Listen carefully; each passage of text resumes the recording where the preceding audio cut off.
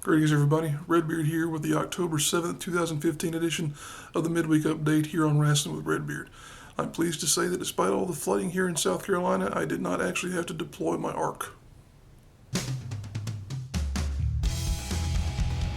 Number 5 story of the week this week is that Ring of Honor will be returning to Charlotte, North Carolina in 2016. The announcement was made last week in regard to their plans to bring a TV taping to Charlotte. This is something that a lot of people have anticipated for a while, seeing as how Sinclair Broadcasting, which is Ring of Honor's parent company, has had a network in Charlotte for quite some time. You kind of thought that it would be more of a mainstay for Ring of Honor, seeing as how Charlotte is what it is in terms of its wrestling history, but they have not done an event here in quite some time. I believe it's been at least a year since Ring of Honor has been back around the Mid-Atlantic region.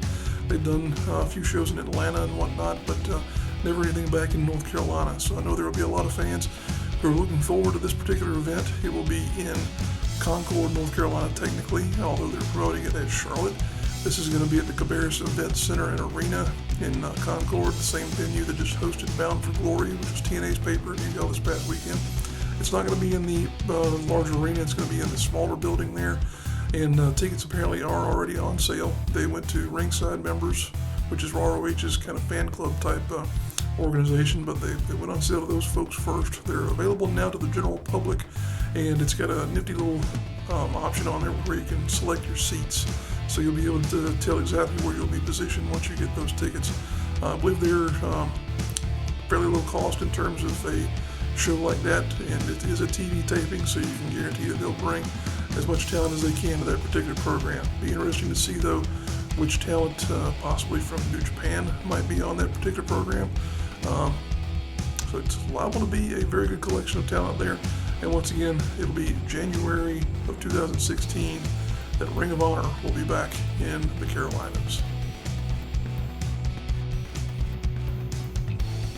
Number 4 story of the week is that John Cena will apparently be taking time off after the Hell in a Cell pay-per-view. This is something that came out about a week or so ago, something that's been discussed quite a bit here in the past few days, because it has a lot of ramifications on WWE as a whole, not only because of the fact that Cena won't be around for a few weeks, but because of the fact that it's going to have a lot to do with the United States Championship picture. As you know, he is currently the United States champion in WWE. There's been a lot of speculation as to who could be the one to maybe take that belt from him here, because if he's not going to be around for 30 to 60 days, as it apparently seems, might be time for him to hand that belt off to someone else. Could it be Dean Ambrose? Could it maybe go back to Seth Rollins? Could Rusev possibly step up and get that belt? Cesaro, there's 6 or 8 other people who could possibly be in line for a run with that belt. There's no real telling as to who it could be going to, or if it will even go to someone. It could be a situation to where he gets to keep the title, even though he's going to be off TV apparently for a good little while there.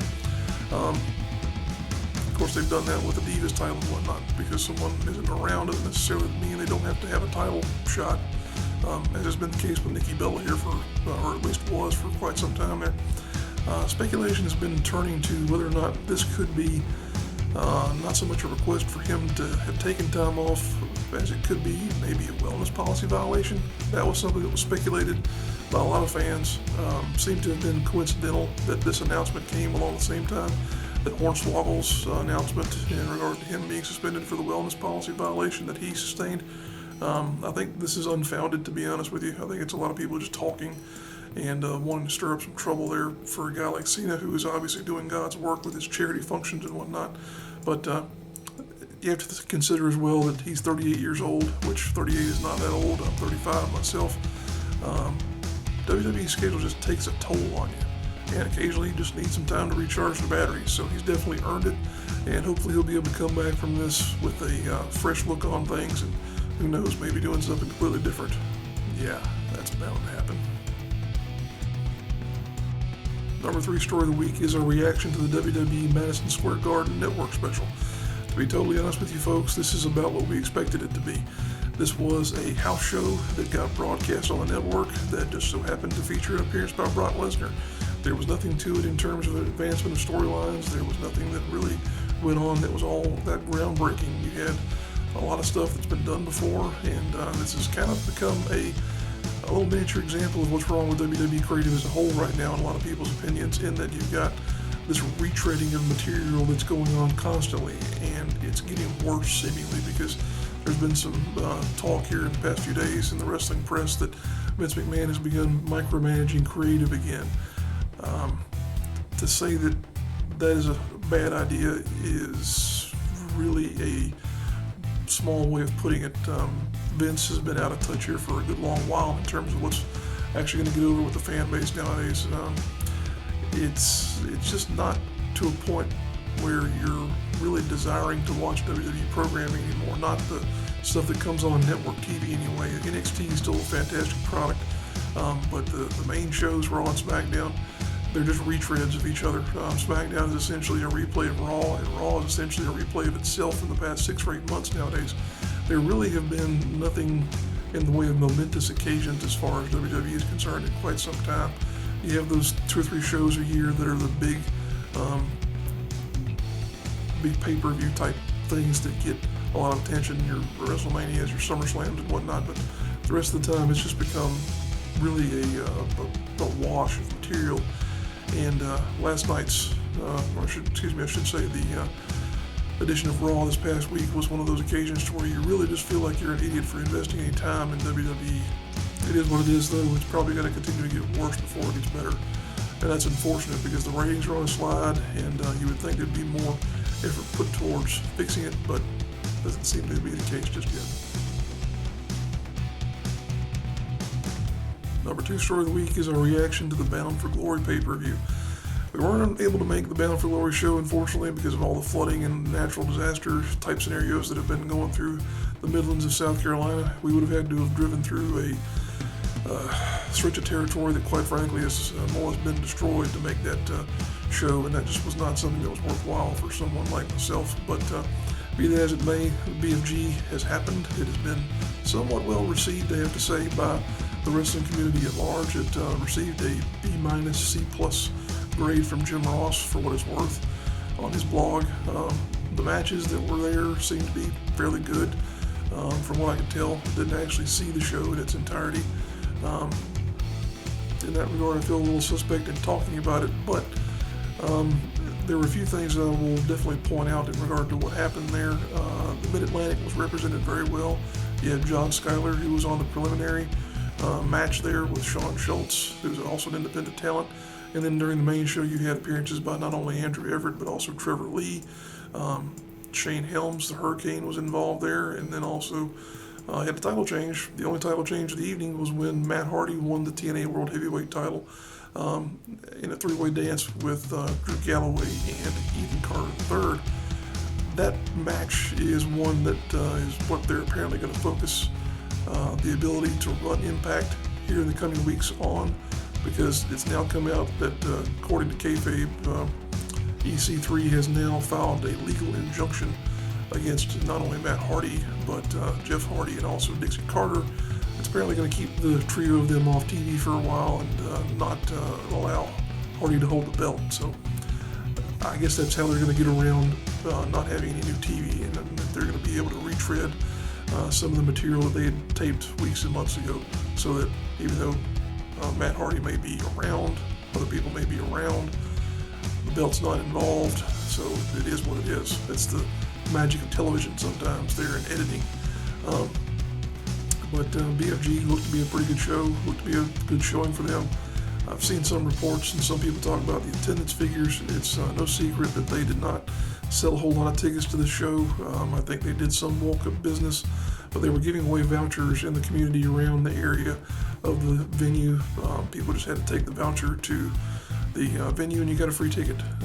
So when you're doing that, that tells you that you're not able to sell the show. Tickets were not only expensive. Mine that I had bought and weren't able to use was $20. So people aren't willing to spend $20 on a wrestling ticket. It kind of shows you how they value TNA and the product as a whole. So it is what it is, and we'll continue to watch the progression of this company as they may or may not be reaching a milestone here and where they're going forward. And the number 1 story of the week is, of course, the impact of flooding on the Midlands of South Carolina. This has been something that some people have described as a biblical event. I don't think I'd go that far, but it certainly has been catastrophic in a lot of ways. There are roads and whatnot that are totally destroyed, bridges that are being affected by the flow of water underneath them, dams that have come down, whole communities have been swallowed up by the swell of water in various parts of the Midlands of South Carolina. It's just a terrible thing to witness, and of course it's had an impact not only on daily life but on the professional wrestling scene here in the Carolinas. There have been a number of events that have been either canceled or postponed.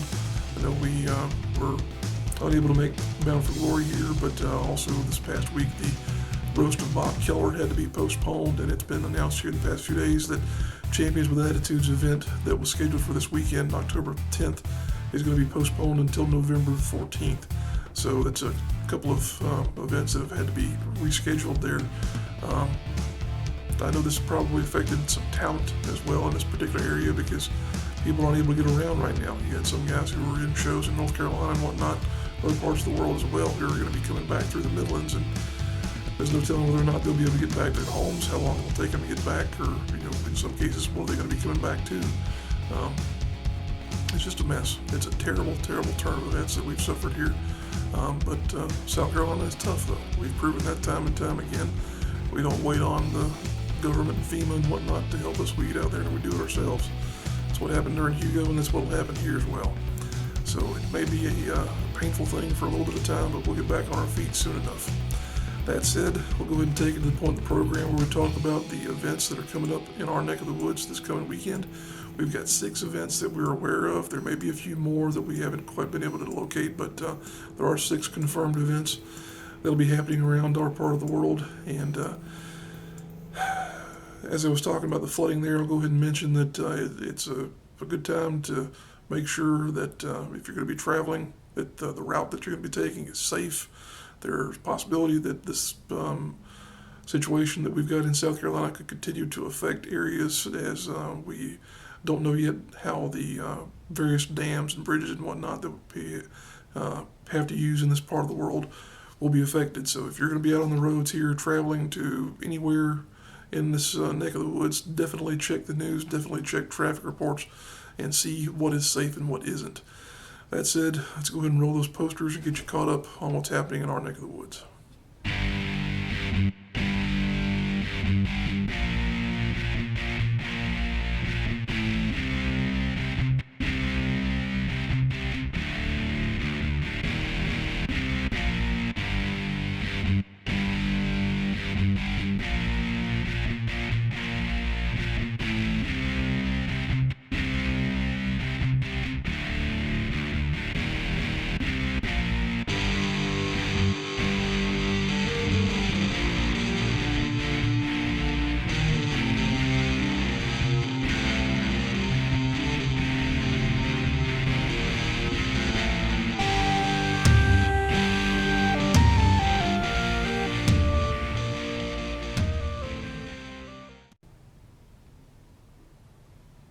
There you have it, folks, a wrap-up of the events that will be happening this weekend.